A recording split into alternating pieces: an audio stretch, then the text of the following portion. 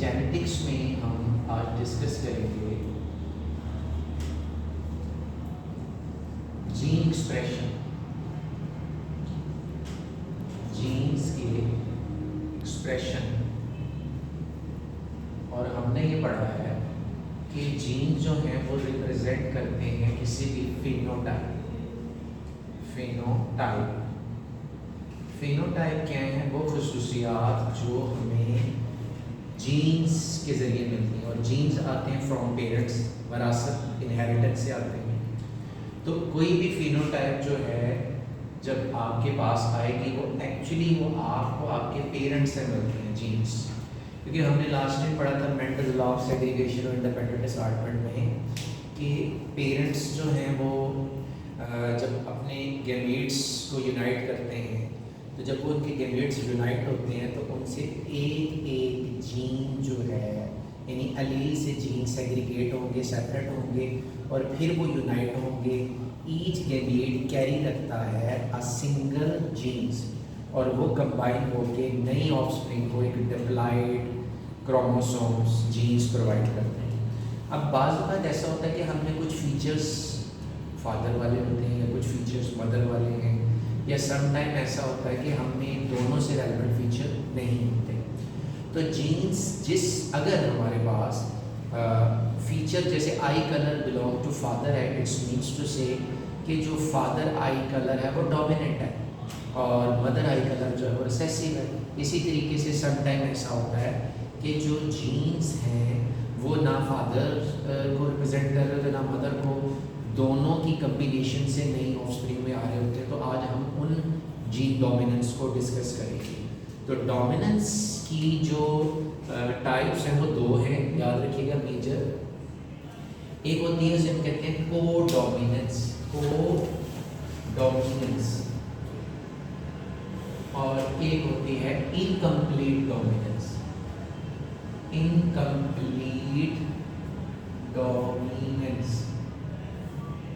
अच्छा स्टूडेंट्स याद रखिएगा, कोडोमिनेंस में ये हुआ, को का मतलब होता है मुश्तरका, कि दोनों पेरेंट्स से आपको जो जीन्स हैं वो मिल रहे हैं, और दोनों पेरेंट्स के जीन्स डोमिनेंट हैं, दोनों ही अपना एक्सप्रेशन नई ऑफस्प्रिंग में शो करेंगे। और जो न्यू ऑफस्प्रिंग होगी वो एक हेट्रोजाइगस होगी जो बोथ पेरेंट्स के जीन एक्सप्रेशन को रिप्रेजेंट करती है। इसकी एग्जांपल हम देंगे कोडोमिनेंस की ब्लड ग्रुप सिस्टम में। जो ह्यूमन ब्लड ग्रुप सिस्टम है, याद रखिएगा, हम ये जानते हैं उसमें ब्लड ग्रुप या ए होगा या बी होगा या ए बी होगा या ओ होगा। तो ये जो ए बी ब्लड ग्रुप है ये बेसिकली एग्जांपल है कोडोमिनेंस की।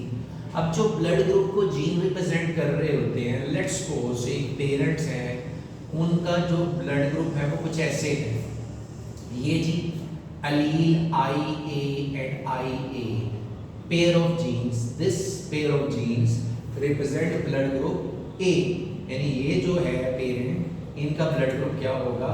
A ब्लड ग्रुप है, A ब्लड ग्रुप है, ये याद रखिएगा, ठीक है जी।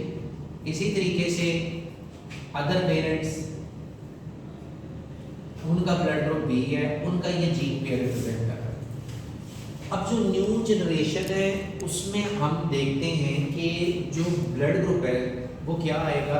सबसे पहले तो इनके अगर हम गैमेट्स की बात करें, जैसे अभी मैंने बताया कि ईच पेरेंट से एक गैमेट आएगा और अपने साथ एक सिंगल जीन्स लेकर आएगा।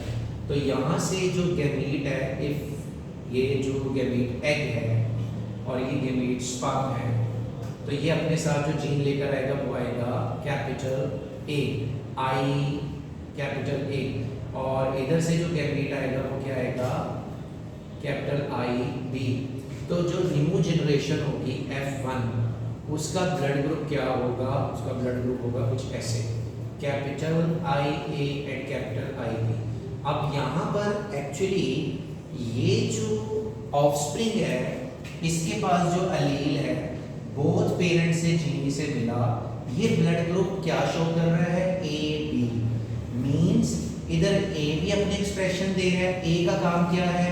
ए का काम है एंटीजन ए बनाना, और बी का काम है एंटीजन बी बनाना। तो जो ऑफस्प्रिंग ब्लड ग्रुप ए भी रखेगी वो ऑफस्प्रिंग अपने अंदर दोनों जीन्स के एक्सप्रेशन रखती है।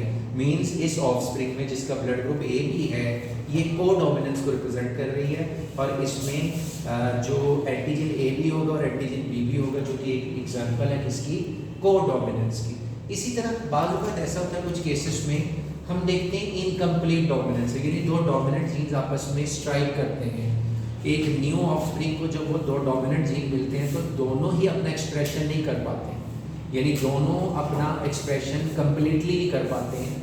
जब वो कंप्लीटली नहीं कर पाते हैं तो उनके मिक्सचर से एक नया एक्सप्रेशन रिप्रेजेंट होता है, आता है, जो इनकम्प्लीट डोमिनेंस को शो करता है। इसकी अगर हम एग्जांपल देखें तो हमारे पास जो एग्जांपल है स्टूडेंट्स वो है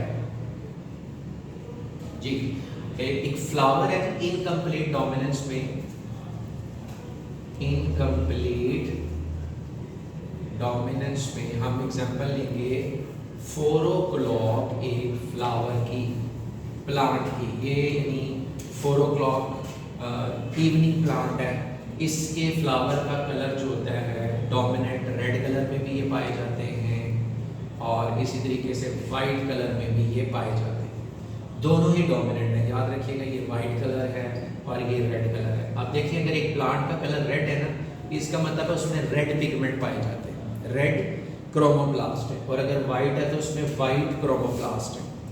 अब प्रॉब्लम यहाँ पर ये होगी कि दोनों डोमिनेंट हैं, दोनों अब नई ऑफस्प्रिंग कैसे देंगे? अगर यहाँ हम जो पॉलिनेशन करें कि इसके पोलन ग्रेन्स को यहाँ पर स्ट्राइक करते हैं, फेंकते हैं और फर्टिलाइजेशन का मौका देते हैं, तो हम ये देखेंगे यहाँ पर जो F1 होगी वो क्या होगी, R1 एंड R2 होगी।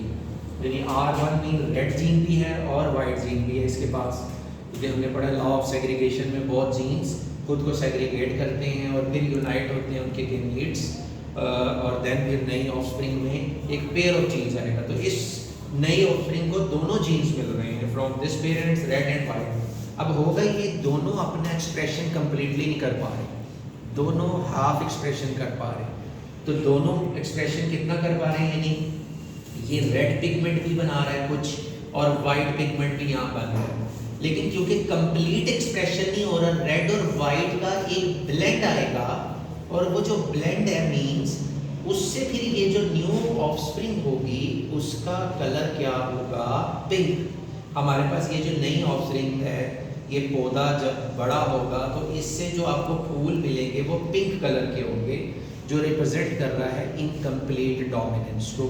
सो सम टाइम ऐसा होता है, देखें एक जो डोमिनेंस है वो तो आप जानते ही हैं, जैसे टॉल है, if the one is the tall one, P1 है, the other is the short one, तो उनकी जो F1 जनरेशन होगी वो हेट्रोजाइगस होगी, बट क्या होगी, टॉल होगी। लेकिन in some cases there is a complete incomplete dominance and there is a codominance. Codominance में एग्जांपल ब्लड ग्रुप की आ जाती है, और इनकम्प्लीट डोमिनेंस में जैसे हमने देखा एग्जांपल आती है फ्लावर्स में, रोज में भी आ सकती है, the dominant rose red cross with a dominant rose white. तो हम ये देखते हैं हमें पिंक रोजेस की प्रोडक्शन होती है, जो ये रिप्रेजेंट कर रहा होता है किसको, इनकम्प्लीट डोमिनेंस को।